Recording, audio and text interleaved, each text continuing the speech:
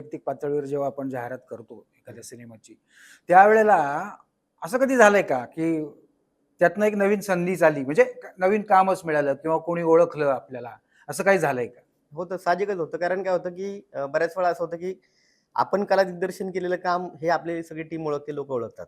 कधी-कधी मी प्रोडक्शनचं काही माझं सासवडला किंवा बरेच लोकेशन आहेत, त्यातून केलेलं काम ती ओळख असते.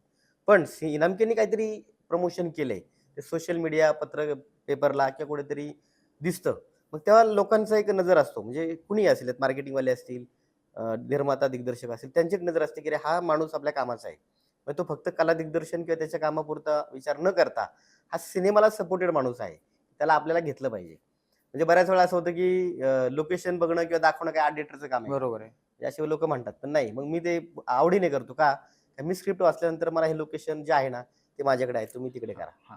मग त्याचा ताण जास्त मला येतो ना. म्हणजे कला दिग्दर्शन, प्रोडक्शन, प्रॉपर्टी सगळं अंगावर मलाच घ्यायचं असतं. पण तरी पण होतं काय, का ती आवड असते, की माझ्या त्या हां, स्टोरीला न्याय मिळाला पाहिजे. बरोबर. मग ह्या गोष्टीमुळे मग लोकांचं म्हणणं असतं, की हा माणूस प्रामाणिक आहे. त्या कामाने काम मिळणं खूप गरजेचं आहे, लक्षात घ्या.